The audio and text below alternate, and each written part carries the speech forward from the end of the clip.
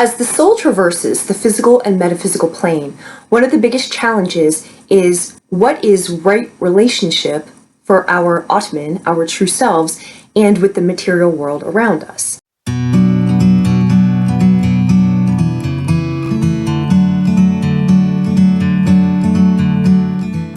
The lunar eclipse that took place this morning is in Anuradha Nakshatra.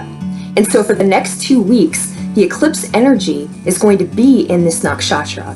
So the way that I organize these videos is to tell you about the energy, because they will describe what type of conflict you can anticipate and the intentions behind what interactions you'll have.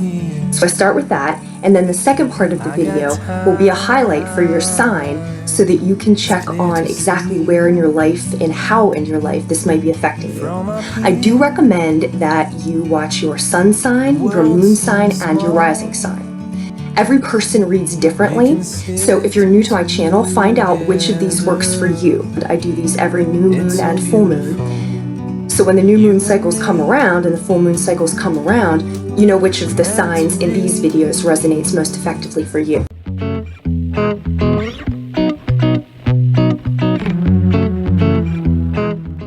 So Anuradha is the nakshatra of dedication and devotion. It is symbolized by an archway, as in the goal, the thing that you're moving toward. The purpose behind Anuradha is dharma, which is right, what is right. And so Anuradha really looks at right relationship. And it's this period in the soul growth where you're becoming more material. And as you become more material, you start to lose your connection with the divine.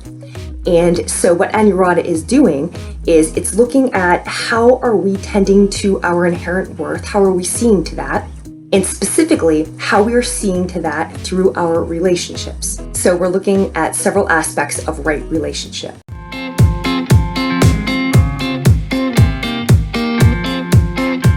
Anuradha Nakshatra is in the constellation of Scorpio.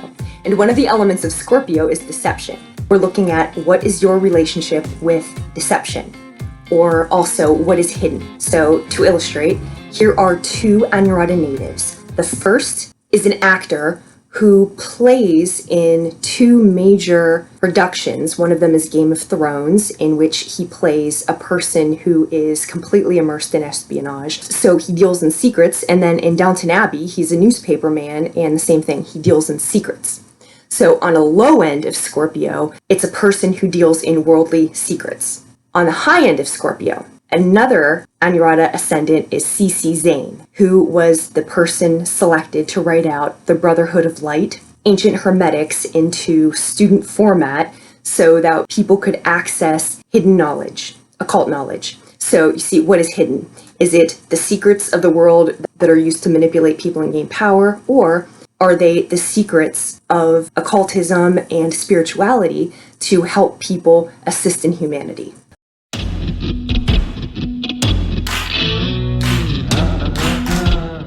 The next element is our relationship with relationships. So what is right relationship when it comes to relationships? The deity associated with Anuradha is Mitra, and Mitra is a god of the sun, and Mitra exposes things, exposes the path. It's interesting, as in lunar eclipses expose things, right? So you have Mitra, the god of the sun, and Varuna is also associated, and Varuna rules cosmic law. Varuna is also the ruler of the deep and in charge of night. So you have Varuna, you have night, and then you have Mitra, day. And here's the thing with it. Night and day are distinctly different. At dawn, they meet, they merge, and one becomes the other. At dusk, they meet and merge, and one becomes the other.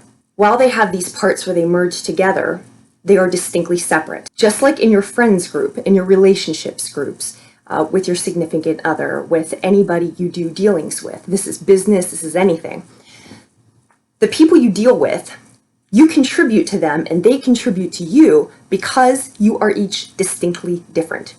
You bring some attributes to the relationship which enhance each other, but if you all brought the same attributes, it wouldn't really be a relationship, it would just be a continuation of yourself, you see? So you have to be separate, night and day, you have to be separate in order to be distinctive.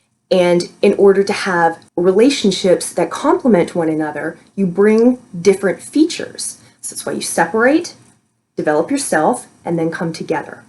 So while the deity Mitra is a union maker, the ruler of Anuradha is Saturn, boundaries.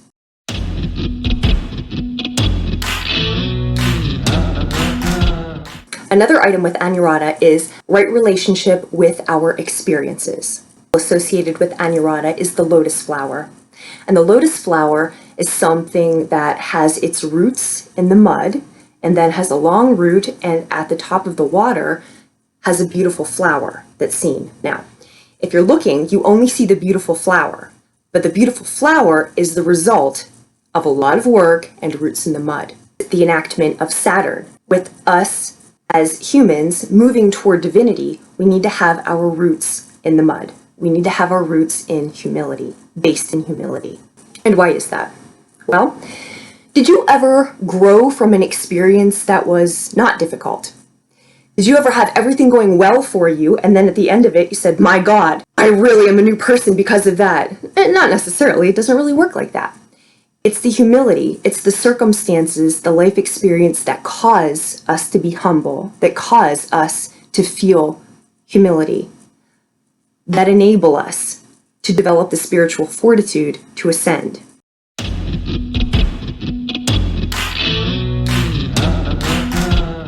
What is right relationship with devotion? Well, if you merge with a thing, you cannot be devoted to the thing. You cannot actually love the thing because it's part of you. It stops, right? If you merge with the thing you are devoted to, you lose the ability to interact with that thing. Anuradha is the power of devotion and worship, and it's about the coming together.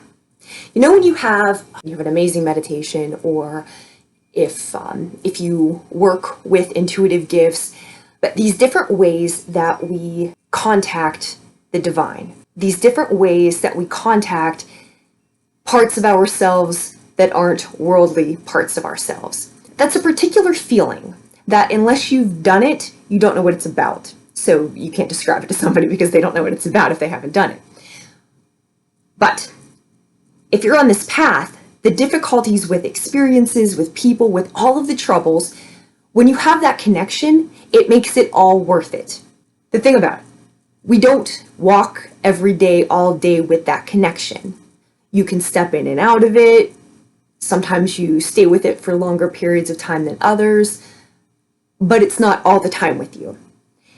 And in a way, you see, that makes it a bit more special because you can connect with it, and then you can come back and do your work here in the material plane with the knowledge of what you really are and with the knowledge of what you can truly access. So that's another way that Anuradha expresses. We individuate from our bliss so that we can interact with and appreciate our bliss.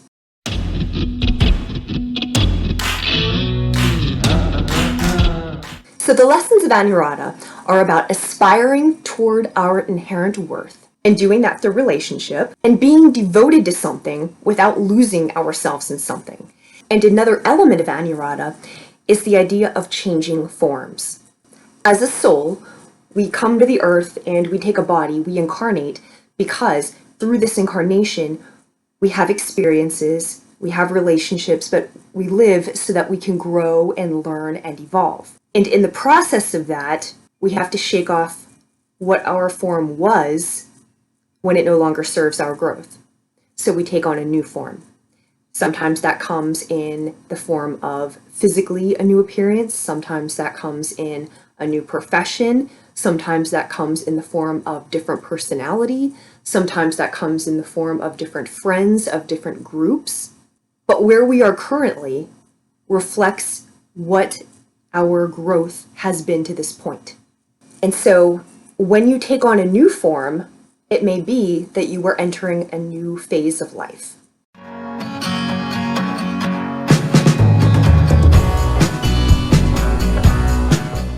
So whatever's happening, whatever's coming and going, what you do with eclipses is you just let it go. That's what you can do. It's happening. There's nothing you can do to stop it. It's happening. What you can do is control the way that you react to it. You can control how you're going to allow it into your life, whatever's happening, and how you're going to move into, with ease, the next phase.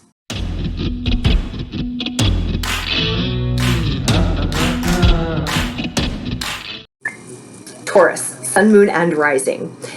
This is happening in your 7th house. 7th house is your close one-on-one committed partnerships. This is your business partnerships, your relationships, if you cohabitate with somebody, people you live with. So are you in right relationship in your relationships? That's what this eclipse is having you look at. So the energy is having you look at. Now the first thing is, watch for some sudden change to occur in your partnerships. 7th house also has to do with contracts. So contracts, business, right? So watch for some sudden change. The next thing is, in terms of right relationship, the energy is having you look at, does your relationship, or do your relationships help you learn your inherent worth through them? Are your partners kind? Are they generous? Do they have integrity? Remember, the Anuradha idea of partnerships, Mitra partnerships, right? Mitra with friendship. It's a person who, or group, who helps you really aspire to achieve glory, and somebody through which you gain. And the same with them, they gain through you. So there's a benefit to knowing each other, and there's a mutual benefit to knowing each other, which means everyone's doing their part. And that's what the energy is having you look at. Do you have right relationships with your relationships? Now, across from 7th house is your 1st house. And 1st house is the house of self. So how you feel about you. And when you're looking at, do you have right relationships? You usually can know that by how you feel about yourself. Because who you are in a relationship with is a reflection of how you feel about you. So is this person at the level that you are? If it's a spouse, if it's a partner, do they reflect the same level? Do they reflect the same quality? Do they respect, or do they have the same characteristics, like the same level of characteristics that you bring? Are they at the height that you are?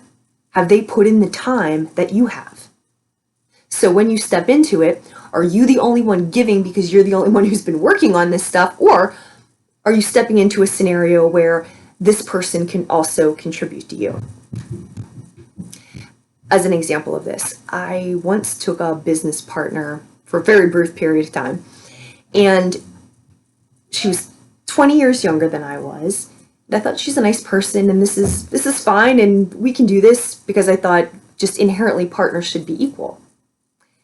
And then, although she was quite polished and a very lovely person, what became quite evident was I've been alive 20 years longer.